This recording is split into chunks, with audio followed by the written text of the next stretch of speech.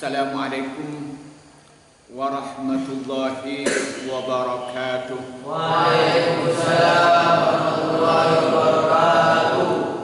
Alhamdulillahi rabbil alamin. Wassalatu wassalamu ala asrafil anbiya'i wal mursalin. Amma ba'du. Para santri yang saya hormati, bapak-bapak yang saya hormati dan ibu-ibu yang saya hormati, marilah kita bersyukur kepada Allah Subhanahu wa taala dengan nikmat yang Allah berikan kepada kita. Kedua kalinya rahmat dan salam semoga dicurahkan pada Nabi Muhammad sallallahu alaihi wasallam. Para santri yang saya hormati, pada pertemuan kali ini kita akan membahas tentang 6 dasar kehidupan seorang santri. Kenapa kita perlu dibahas? Karena seorang santri ini termasuk generasi yang terbaik yang Allah ciptakan di muka bumi. Kenapa? Karena seorang santri yang betul-betul berpegang teguh kepada prinsip-prinsip santri ini, pasti hidupnya itu amar ma'ruf nahi munkar, mengajak dan menyerukan kepada yang baik dan melarang terhadap perbuatan munkar dengan cara yang penuh bijaksana, dengan cara bimbingan dan mau'idhah yang baik, kemudian diskusi dan dialog dengan metode yang lebih baik dan argumen yang lebih baik. Di mana Allah berfirman, kuntum khaira ummatin ukhrijat linnas ta'muruna bil ma'rufi wa tanhauna 'anil munkar. Kuntum khaira ummatin, kalian semua adalah generasi yang terbaik, ukhrijat linnas, yang dikeluarkan untuk manusia. Kapan? Ta'muruna bil ma'ruf wa tanhauna 'anil munkar, ketika menyerukan kepada kebaikan dan melarang terhadap dari kemungkaran. Itulah visi dan misi seorang santri sehingga menjadi manusia yang terbaik di muka bumi ini.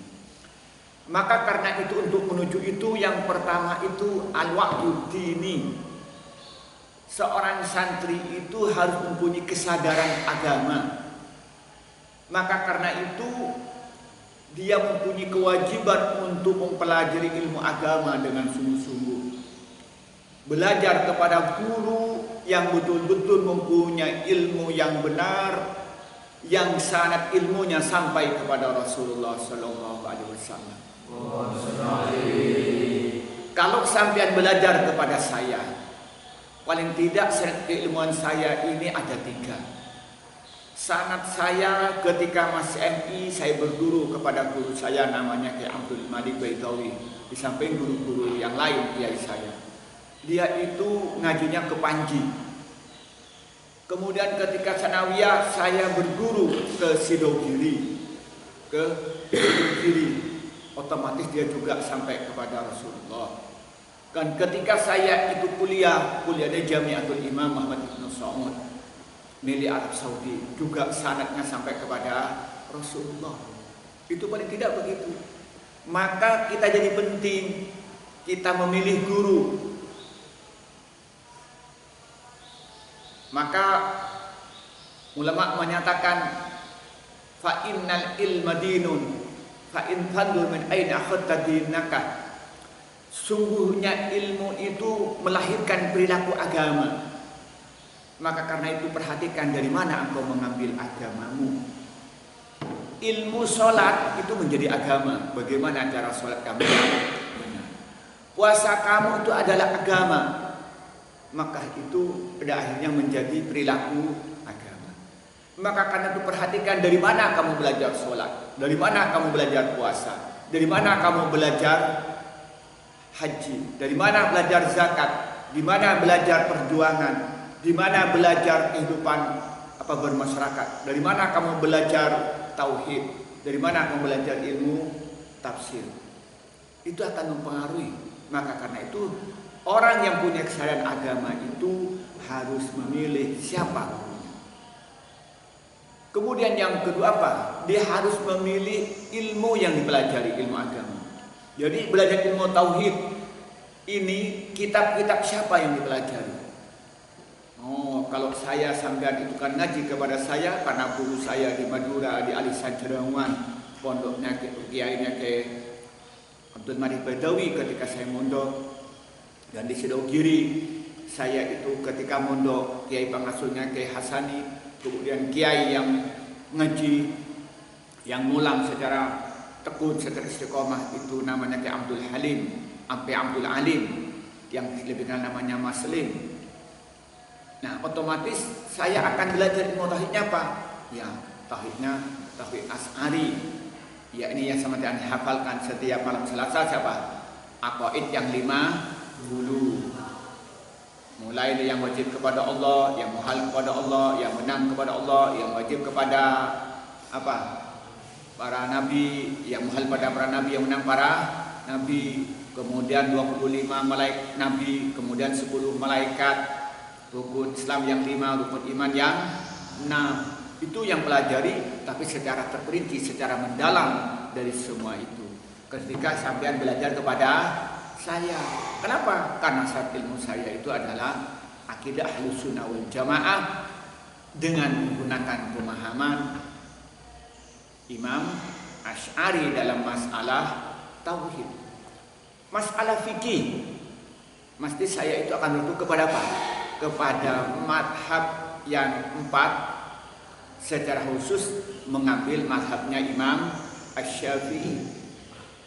Mulai dari ngaji Safinah itu mazhab Syafi'i, ngaji Takrib mazhab Syafi'i, Fathul Qarib mazhab Syafi'i, Fathul Mu'in mazhab Syafi'i, Fathul Wahhab mazhab Syafi'i, Muhadzab mazhab Syafi'i, Majmu' mazhab Syafi'i. Adalah kitab yang kadang Imam Syafi'i itu sendiri. Walaupun secara pengetahuan saya sedikit paham terhadap mazhab yang 4, terutama kepada mazhab Hanafi, mazhab Maliki, mazhab Syafi'i, mazhab Hambali saya paham, dan juga mazhab Dhahiri saya paham, mazhab Zaidiyah juga paham, dan sebagian pendapatnya Imam Ats-Tsauri, Imam Hasan Al-Basri, dan juga Ibrahim An-Nakhai saya paham karena saya kuliahnya di perbandingan mazhab ini. Tapi secara khusus saya banyak berpegang kepada mazhab Syafi'i. Ketika sampai berguru kepada saya, maka dalam fikihnya apa? Kita berguru kepada mazhab yang 4, khususnya kepada mazhab Syafi'i bagi saya.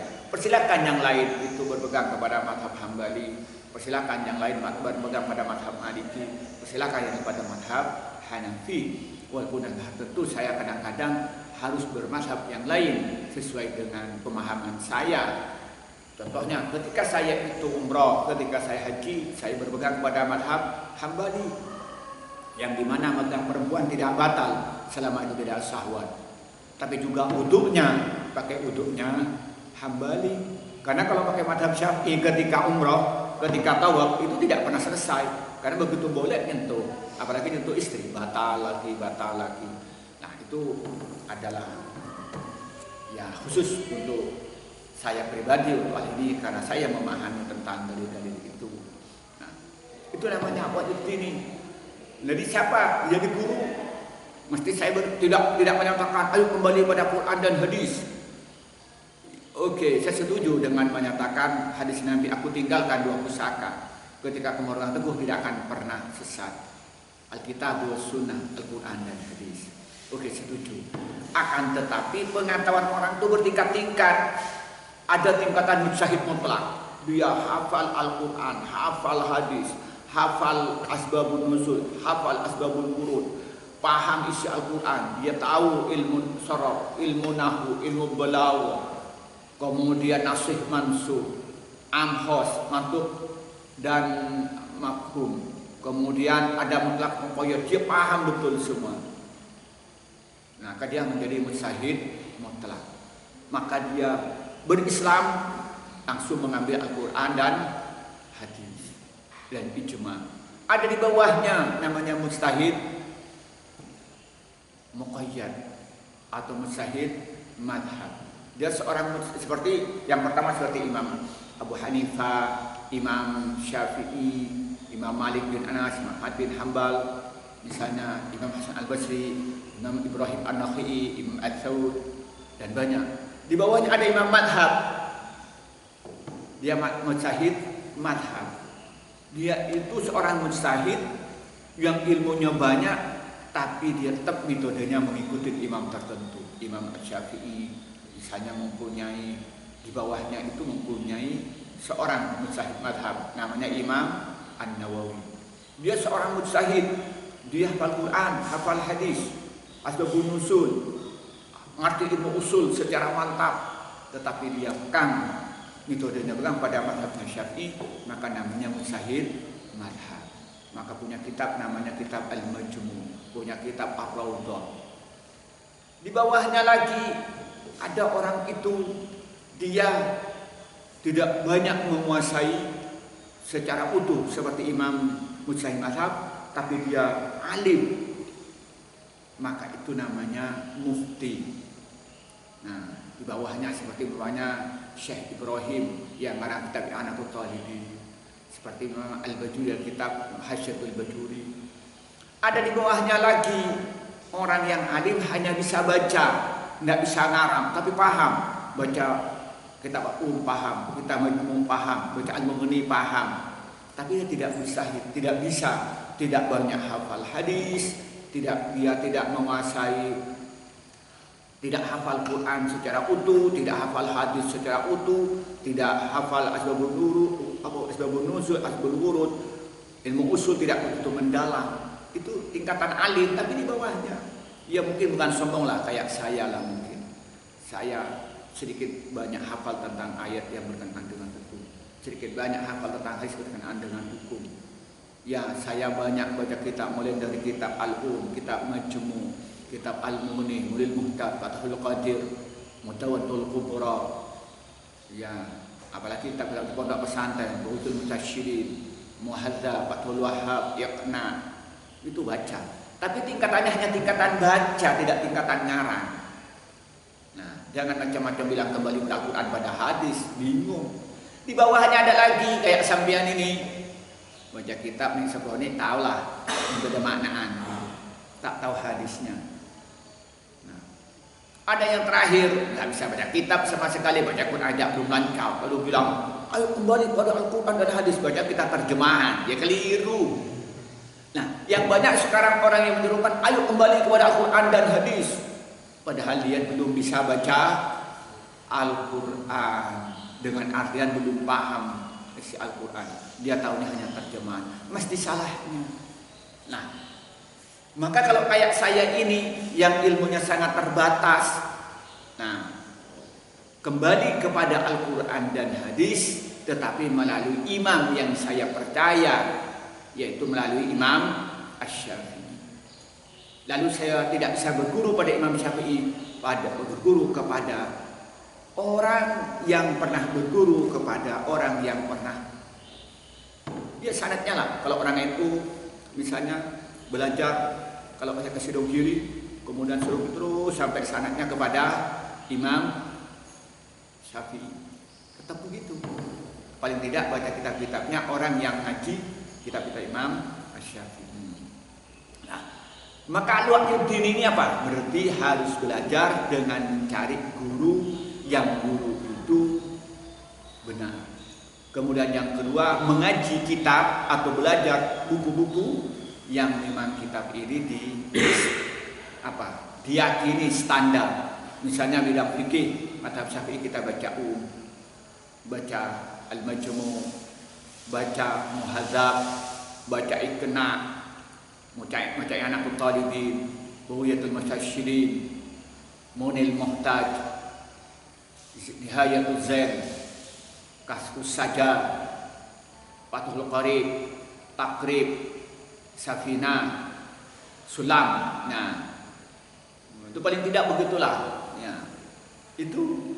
Nah, kemudian apa yang ketiga? Setelah itu apa? Mengamalkan apa yang dia ketahui. Tahu sholat, laksanakan sholat dengan benar. Tahu tentang akhlak, laksanakan akhlak dengan benar. Itu yang terpenting. Maka apa kata Rasulullah dalam hadis diriwayatkan Imam Bukhari Muslim atau muttafaqun alaih, yang hadis datangnya dari Muawiyah, Rasulullah bersabda, "May yuridillahu bi khairan yufaqihu fiddin." Orang yang dikehendaki baik oleh Allah maka diberikan faqih dalam masalah agama. Dia paham dengan benar melalui guru yang benar, melalui kitab-kitab yang benar, kemudian mengamalkannya dengan istiqomah dan benar. Semoga yang ada di masjid ini dan pemirsa yang dimanapun Anda berada termasuk golongan apa? Al-wa'yuddini. Ini yang kedua apa? Al-wa'yul ilmi, punya kesadaran berilmu. Maka karena itu harus belajar. Kita mempunyai kewajiban untuk belajar ilmu agama dalam bahasa kita, atau dalam istilahnya Imam Al-Ghazali, ilmu fardu kifayah. Artinya ilmu di mana seorang muslim itu wajib tahu. Contohnya apa? Tata cara wudu wajib tahu. Tata cara sholat itu wajib tahu. Cara sesuci kebok harus tahu. Tata cara puasa wajib tahu. Tata cara umroh wajib tahu. Tata cara haji wajib tahu. Tata cara dia itu berzakat wajib tahu. Kemudian bagaimana bersyahadat wajib tahu. Bacaannya yang benar, maknanya benar. Bagaimana paham tentang rukun iman yang 5. Mulai dari apa? Rukun iman yang 6 maksud saya. Mulai rukun iman yang 6 harus hafal dan paham. Mulai dari bagaimana iman kepada Allah, iman kepada kitab-kitab Allah, iman kepada utusan Allah, iman kepada malaikat Allah, iman pada hari kiamat, iman dan qadar, itu wajib hukumnya. Semua orang Islam itu wajib memahami apa? Rukun iman yang 6. Ada yang sifatnya ilmu itu fardu kifayah. Kalau Imam Ghazali menggambarkan ilmu falak, ilmu kedokteran, mungkin ilmu apa? Teknik sipil, bagaimana cara merancang bangunan. Nah, kalau ini nanti itu menjadi sekolah di teknik sipil yang bisa merancang bangunan, nah, nanti saya tak tolong, coba dibuat rancangan masjid yang bagus. Wah, kan begitu ya. Nah itu juga namanya al-wa'yuddini. Jadi namanya, kalau bahasanya Imam Al-Ghazali itu dalam Ihya Ulumuddin pertama itu apa namanya? Ilmu fardu kifayah. Karena Imam Al-Ghazali itu membagi ilmu itu ada ilmu yang terpuji, ada ilmu yang tercela. Ada al-ulum al-mahmudah, ada al-ulum al-mazmumah. Al-ulum al-mahmudah itu adalah ilmu-ilmu yang membawa manfaat. Kemudian al-ulum al-mahmudah itu terbagi 2. Ada fardu ainin, ada fardu kifayah. Nah, ada ilmu itu apa? Al-ulum al-mazmumah, ilmu yang tercela. Ilmu nyantet itu ilmu yang tercela. Ilmu mencuri, ilmu yang tercela. Ilmu korupsi itu ilmu yang tercela. Jadi kata Imam Al-Ghazali, Rasulullah bersabda dalam hadis riwayat Imam Muslim, Rasulullah bersabda apa? Talabul ilmi faridatun ala kulli muslimin. Sampai di situ hadisnya. Talabul ilmi, mencari ilmu, faridatun adalah wajib ala kulli muslimin, terhadap orang-orang Islam. Cuman yang terkenal ada tulisannya wa muslimatin. Padahal hadisnya wa ala kulli muslimin. Kenapa di sini menggunakan muzakkar tidak muslimatin? Karena ketika menyebutkan muzakkar laki-laki perempuan ikut, seperti aqimus shalah itu apa? Muzakkar, dirikanlah salat wahai laki-laki. Tidak menyatakan wa aqimna, tapi wa aqimus shalah. Ketika perintah itu laki-laki, maka perempuan otomatis ikut. Tapi kalau perempuan yang diperintahkan, maka laki-laki tidak ikut. Contohnya, perempuan disuruh itu iddah. Kalau suaminya meninggal atau dicerai harus iddah. Itu perintah pada perempuan. Apakah laki ikut iddah? Tidak. Perempuan kalau haid dia tidak sholat. Apakah laki-laki juga ikut tidak sholat? Tidak. Jadi itu. Jadi ketika bicara tentang al-wa'yuddini, maka apa yang terjadi? Maka sampai harus belajar ilmu fardu ain, belajar baca Al-Quran dengan benar, tajwidnya benar, makhrajul hurufnya benar, sifatnya benar, kemudian lagunya benar. Setelah itu apa? Paham isi Al-Quran, paham tafsiran Al-Quran, paham asbabun nuzul Al-Quran, lalu paham tentang am dan khos, paham mutlak dan muqayyad, paham matuk dan mafhum, paham nasih mansukh. Itu paham hakikah dan majaz, paham isti'arah, semuanya paham. Nah, itu namanya seorang santri. Yang kedua apa? Al-wa'yuddin. Tidak berhenti di situ, belajar apa lagi? Belajar ilmu matematika supaya bisa menghitung. Dekat atau matematika atau PC tak tahu. Tapi PC tahu semua ya. Tidak usah belajar matematika gitu kan. Nah, belajar matematika juga belajar ilmu pertamanan. Wah, santri buat taman itu ya. Bagus itu ya. Tapi ada yang sakit jadinya itu gara-gara taman gitu ya. Itu namanya pertamanan. Cara nanam kangkung, alhamdulillah. Ada yang nanam kunyit, masa nanam kunyit letakkan di luar, ya nggak hidup. Siapa nanam kunyit itu saya lihat? Siapa? Nanam kunyit itu bukan diletakkan di luar, harus dikalikan dalam, ditutupi. Saya lihat. Itu kan karena ya apa? Karena belum punya ilmu, maka kita belajar ilmunya apa? Bertani, nanam kunyit, nanam jahe, itu gimana yang benar? Nah, nanam cabai ditabur di atas. Dia mati, kalau saya tutupi di dalam gitu. Nah, itu semuanya ilmu. Nah, ilmu apalagi fisika, kimia, biologi, bahasa Inggris, itu ekonomi. Semuanya jadi penting kita menjadi seorang santri. Itu yang kedua. Yang ketiga apa? Al-wa'yud da'wi. Punya kesadaran untuk berdakwah, kesadaran untuk mengajak pada orang lain berbuat baik, kesadaran untuk mencegah berbuat kejahatan, terutama dirinya sendiri. Jangan bilang, oh biarin aja orang yang berbuat jahat, yang penting saya nggak bisa. Semuanya kita ini harus mampu melarang orang lain untuk berbuat tidak baik. Jadi kalau ada temannya ngerokok, dia dilarang misalkan. Ada temannya tidak jemaah, dilarang. Ada temannya tidur sampai berlarut malam, ketika ngaji ngantuk, ya kita lah. Paham ya? Ada temannya pacaran, dilarang. Ada temannya santri putri, dilarang. Harus ikhlas sampai begitu. Jangan sampai di sini berjamaah kita ngeliat santri keluar dari jeding gitu. Itu nggak ikhlas namanya. Semuanya harus ikhlas. Itu namanya apa? Kita mampu al-wa'yud da'wi. Kita harus mampu mengajak orang lain berbuat baik. Ud'u ila sabili rabbika bil hikmah wal mau'izatil hasanah wajadilhum billati hiya ahsan. Ajaklah orang lain kepada jalan Allah, kepada agama Allah. Dengan apa? Dengan hikmah, dengan penuh bijaksana, menggunakan metode sesuai situasi dan kondisi, menggunakan sikap yang lemah lembut, harus merangkul bukan memukul, harus membimbing bukan membanting. Gitu, penuh dengan bijaksana. Oh, ternyata saya berdakwah kepada anak santri yang kecil beda dengan saya berdakwah di pondok saya di Jember. Saya berdakwah di mana Al-Quran beda dengan pondok saya ketika berdakwah di Jember di pondok Mulukuro. Semuanya mahasiswa, ada yang satu, ada yang S2. Ya biasa, bicaranya harus rasional, harus menggunakan pendekatan metodologi, menggunakan filsafat, macam-macam begitu.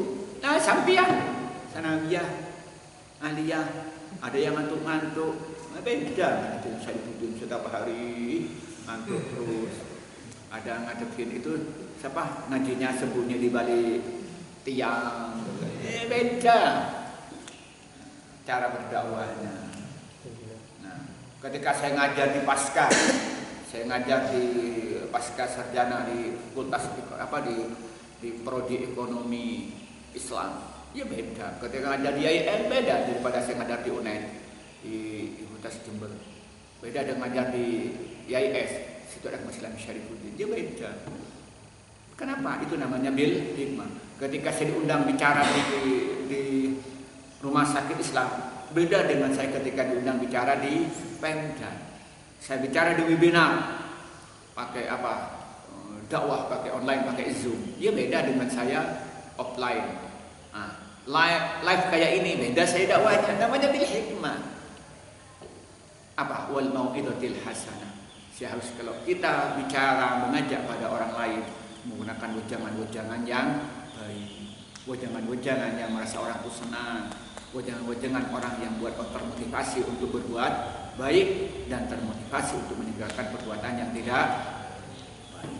Kalau ternyata yang dihadapi itu orang pintar yang perlu argumen yang kuat, apa? Perlu dialog-dialog, perlu diskusi, perlu musyawarah dengan metode yang bagus, dengan cara yang baik. Wajadilhum billati hiya ahsan. Enggak usah emosi kalau ditentang. Kalau dikritik oleh orang, dakwah saya tidak marah. Saya ketika webinar yang kemarin itu, ketika ngambil tema satu Islam ragam epistemologi, ada yang nulis di FB saya, pencari Tuhan dengan bermacam-macam metode tapi belum mendapatkan Tuhan. Apa saya jawabnya? Persilakan tanggal 17 kita bertemu orang-orang sudah mendapatkan Tuhan untuk disampaikan bagaimana cara mendapatkannya. Kita dialog saya terbuka. Kita pakai Zoom. Seluruh dunia bisa bergabung dengan pakai Zoom. Nah, kita tidak usah emosi. Ketika orang bertanya ketika orang kritik, ini Pak Wadud bisa baca kitab?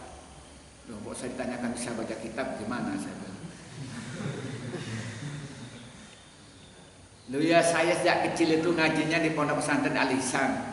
Kelas 6 ya sudah hafal Alfiyah, hafal Imriti, hafal Nadwa Maksud, hatam Hidayatul Mustafid, hafal Iqratul Awam, hafal Zubat, hafal Iksir, kemudian Mondok Sidogiri sampai hatam tugas, hafal 26 kitab, hafal Dasuki, hafal Bulul Maram, hafal Tahrir, hafal Muhtarus Syafi, hafal Jawharul Maknun, hafal Sulam Munawwarah. Mosok saya dibilang gak usah ngaji. Saya kuliah saya ngambil perbandingan mazhab, kuliahnya di Jamiatul Imam Ibn Saud, dapat gelar LC. Masa orang LC nggak bisa baca kitab gitu kan? Nah, apa saya marah? Ya enggak, cobalah baca di hidup saya gitu. Ya itulah, kita tenang aja hidup gitu kan. Ketika ini kita namanya wajadilhum billati hiya ahsan. Kita namanya al-wa'yu tawi. Maka itu ngajar. Maka kenapa oleh saya santri itu diajarin apa ya? Ajarin ngimamin sholat, saya makmum. Biar sampai apa? Biar percaya diri. Kalau sama jadi imam makmumnya kiai kan sudah biasa. Sampai jadi imam sholat saya makmumnya. Kan sampai tenang. Apalagi kalau pulang ke rumahnya sampai nggak pernah berguru. Kan lebih percaya diri lagi. Ya Pak ya?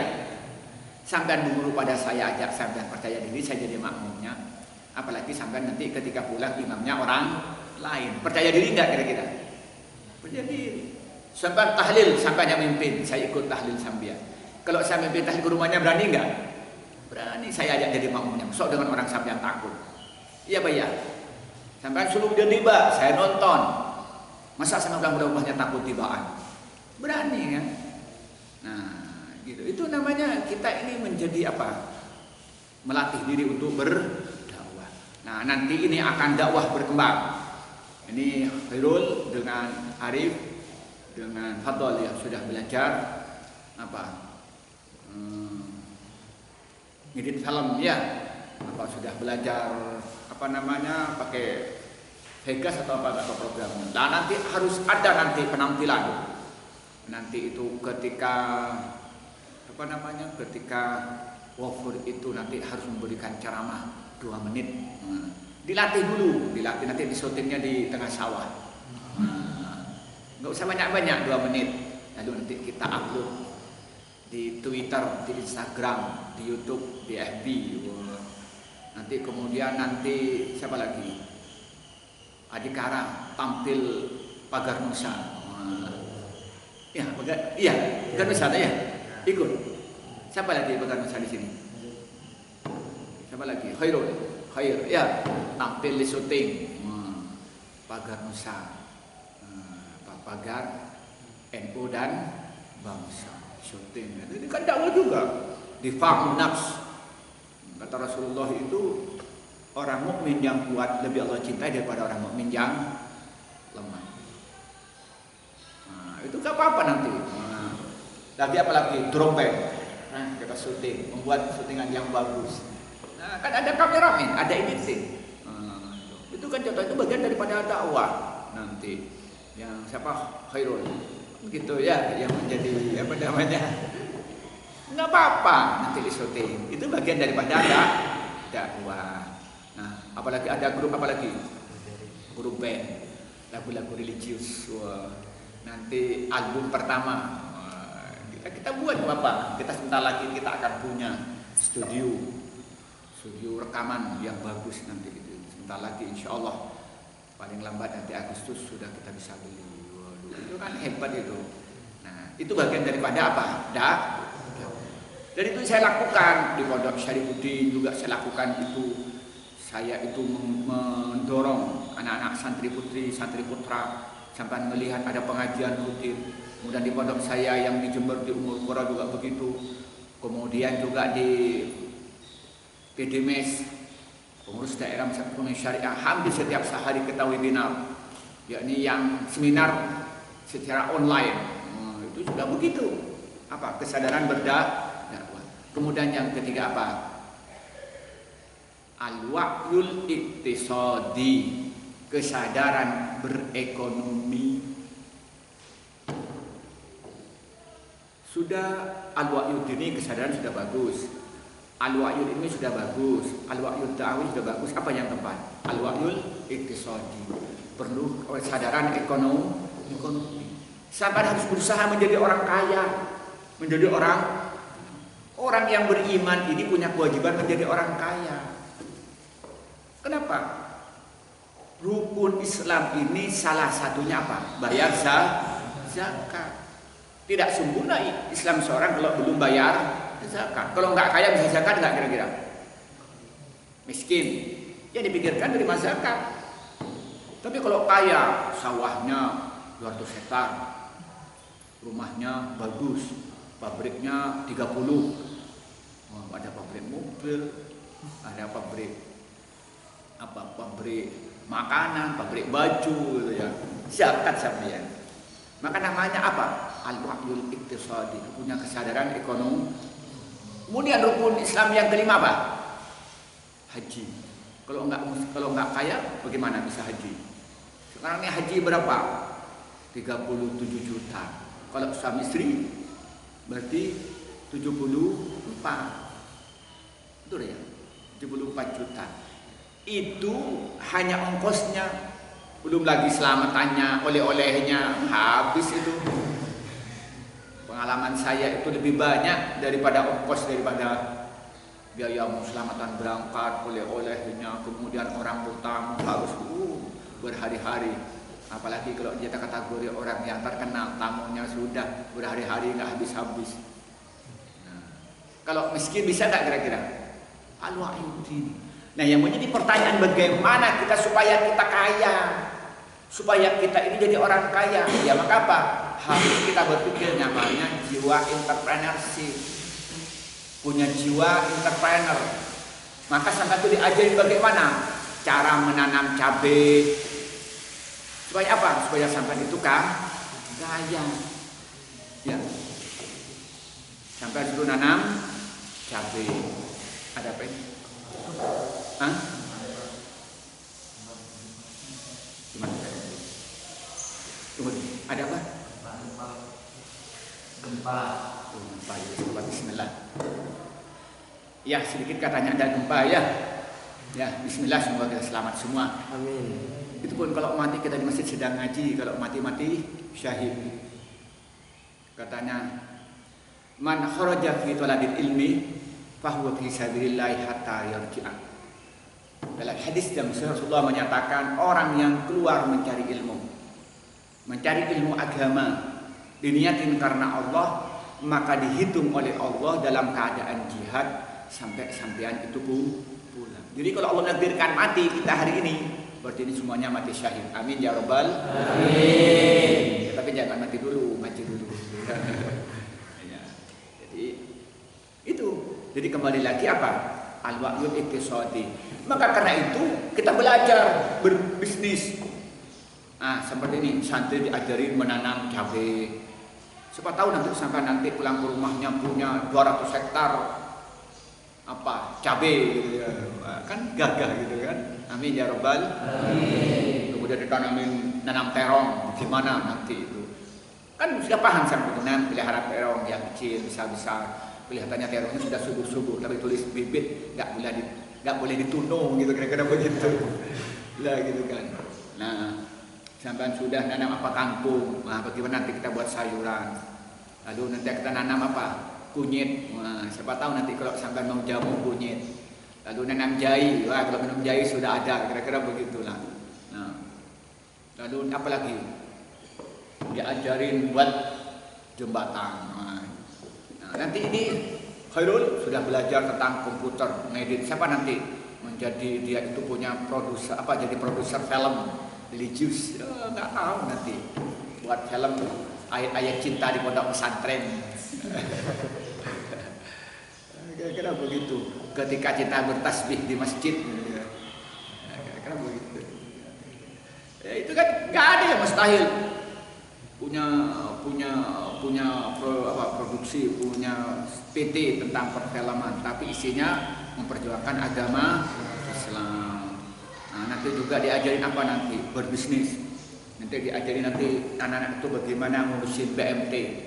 Itu nanti akan diajari itu santri itu. Sehingga nanti ke rumahnya siapa tahu sampai bisa punya bank yang besar, punya lembaga keuangan. Nggak ada yang mustahil. Kita diajarkan di pondok itu di sini. Namanya apa? Al-wa'yul iqtisadi, kesadaran berekonomi. Begitu. Saya walaupun kata orang seorang dosen, seorang kiai kata orang, bukan saya mengklaim diri saya seorang kiai, tidak. Tapi juga saya itu berbisnis. Saya punya beberapa usaha untuk menopang kehidupan. Sehingga berdakwah ini tidak mengharapkan pemberian. Dakwah karena Allah. Soal kebutuhan makan usaha sendiri. Mulai daripada usaha-usaha yang sifatnya real, yang sifatnya tidak, yang sifatnya itu barang ataupun jasa. Begitu lihat di pondok sampean, coba di sini sampean di pondok lakukan apa yang enggak dibisniskan? Ada catering, ya orang pesan makanan. Kemudian ada BMT, lembaga keuangan. Kemudian ada serbaguna, jual kerupuk, kan ya? Jual apa lagi? Jual kerupuk. Macam-macam lah, kemudian travel haji dan umroh, semuanya ada. Kenapa? Saya ngajarkan kepada santri itu apa? Al-wa'yul iqtisadi, macam-macam semuanya. Nah, nanti saya akan bisnis di pertanian itu. Nah, nanti santri-santri yang giat akan diajarkan bisnis online. Gimana bisa sampai jualan pakai HP? Yang bisa bisa jualkan. Nah, itu yang berapa itu? Yang ke Al-wa'yul iqtisadi yang ketiga ya. Betul ya? Yang ke al-wa'yul al-wa'yul dini, al-wa'yul ilmi, al-wa'yul da'awi, al-wa'yul keempat. Yang kelima al-wa'yul ijtimai, kesadaran bermasyarakat. Yang disebut namanya apa? Itu namanya kepekaan sosial. Kita harus hidup bersosial. Kita harus bersosial. Bagaimana kita itu memperhatikan paling tidak sosial yang tertinggi ada di pondok. Pondok ini kita diajarkan namanya multikultural. Ada yang Jawa, ada yang Madura. Ini yang paling dekat di pondok ini. Kalau di pondok Syarifuddin sudah lebih banyak lagi. Ada yang Madura, ada yang Jawa, ada yang dari Malaysia. Kemudian ada yang dari Kalimantan, ada yang dari NTB, macam-macam lah. Kalau di sini hanya Jawa dan Madura. Bagaimana yang Madura itu menghargai yang Jawa, yang Jawa menghargai Madura? Tidak ada yang paling saling mencaci. Itu namanya kepekaan sosial. Kemudian ada yang kaya, ada yang miskin, ada yang setengah kaya, ada yang setengah miskin. Bagaimana saling menghormati? Yang kaya membantu kepada yang miskin, yang miskin menghormati yang kaya. Kita namanya kesadaran sosial. Kemudian ada yang pintar, ada yang tidak pintar. Yang pintar ngajarin yang tidak pintar. Maka diajarin apa? Jadi guru ngaji. Kenapa saya kayak Adika Rasul jadi guru, Wafur jadi guru, Musleh jadi guru? Kenapa? supaya sebenarnya terbiasa ngurusin orang lain. Jadi ketika siapa muslim pulang ke Padang, bisa nalateni orang di sini, biasa nalateni orang. Begitu pun nanti ketika pulang ke Wonorejo, bagaimana biasa nalateni orang. Itu namanya apa? Al-wa'yul ijtimai. Setelah itu apa? Kita membantu, coba lihat kita. Saya ajarin kenapa sampai suruh ajarin nyapu-nyapu supaya ada kepekaan sosial. Ternyata masjid kotor, harus kita bersihkan. Ternyata di halaman masjid ini kotor, harus kita bersihkan. Jadinya masjid kotor, harus kita bersihkan. Saya itu apa? Sampai disuruh bantu-bantu masak. Supaya apa? Ada kepekaan. Kemudian kalau ada masyarakat yang meninggal, sampai suruh datang untuk tahlilan dan macam-macam. Itu apa? Belajar apa? Al-wa'yul ijtimai. Kesadaran bersosial. Begitupun kita membantu nanti pulang ke rumahnya, terbiasa membantu fakir miskin, membantu ada orang yang sedang musibah. Dan di sini kalau ada orang sakit apa? Kalau temannya sakit, oleh saya itu apa? Suruh urusin kan, suruh urusin carikan makannya. Saya itu disuruh bawa ke dokter. Itu apa? Mengajari kesadaran sosial. Kenapa? Karena Rasulullah menyatakan la yu'minu ahadukum hatta yuhibba li akhihi ma yuhibbu li nafsihi. Muttafaqun alaih.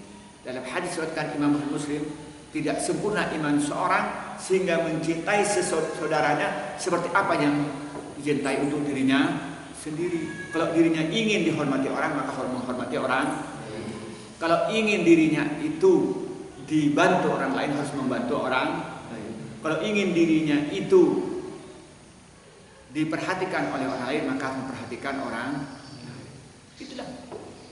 Begitupun kalau dirinya tidak senang untuk dihina, maka tidak menghina orang. Kalau dirinya tidak senang untuk dirasani, maka tidak merasani orang.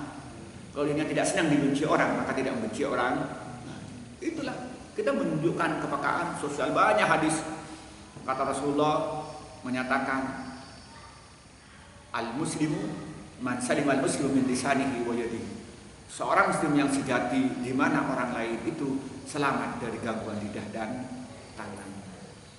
Itulah kepekaan, namanya kepekaan sosial. Maka di sini diajarkan oleh saya ini, setelah sampai selesai ngaji, maka diajarkan kerja bersih-bersih.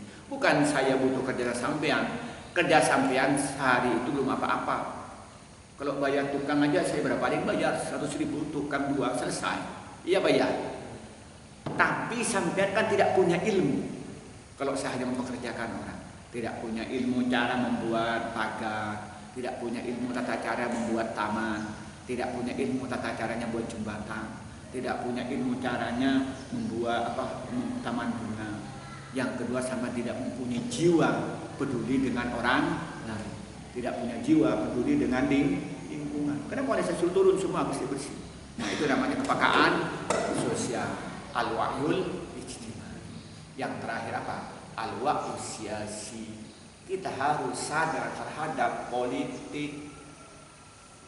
Bukan berarti sampai itu harus mendukung, ikut mencaci orang, bukan begitu. Tapi sadar bahwa Islam itu agama universal, mengatur kehidupan berbangsa dan bernegara. Maka lihat Hasyim Asy'ari itu sadar, dia ikut proses kemerdekaan Indonesia. Bahkan sejarah itu menyatakan dialah peletak kemerdekaan Indonesia. Bahwa ada seorang penulis terkenal di Kuwait itu, dia seorang wartawan nulis, Syekh Muhammad Hasyim Asy'ari wadi labanatil istiqlal. Hasyim Asy'ari adalah peletak bata kemerdekaan Indonesia. Dianggap dia itu adalah orang yang menggagas kemerdekaan Indonesia. Mulai ketika dia mondok di Mekah, dia sering berdoa, sering berzikir depan multazam untuk mendoakan kemerdekaan. Dulu bisa mendirikan organisasi, dan beliau juga menentang Belanda dan hadir penjara 2 tahun. Begitu dengan Wahab Rasulullah. Sampai yang lebih dekat itu kayak siapa? Kayak Abdurrahman Abu Wahid atau dikenal Gus Dur. Kita al-wa'yul isyasi, tapi berpegang kepada akhlak Islam. Yang politik itu diajak untuk menegakkan kebenaran dan menegakkan keadilan, bukan semata-mata untuk mendapat kekuasaan. Coba lihat bagaimana kayak kita, mulai dari pengurus NU pusat sampai pengurus tingkat ranting. Mereka terlibat, tapi dengan politik dengan artian membenahi masyarakat kita, membenahi kehidupan berbangsa dan negara yang mengajak pada kedamaian. Itu namanya al-wa'yul siyasi. Nah, ketika seorang santri itu melaksanakan 6 konsep, yang pertama itu adalah al-wa'yul dini, kesadaran beragama.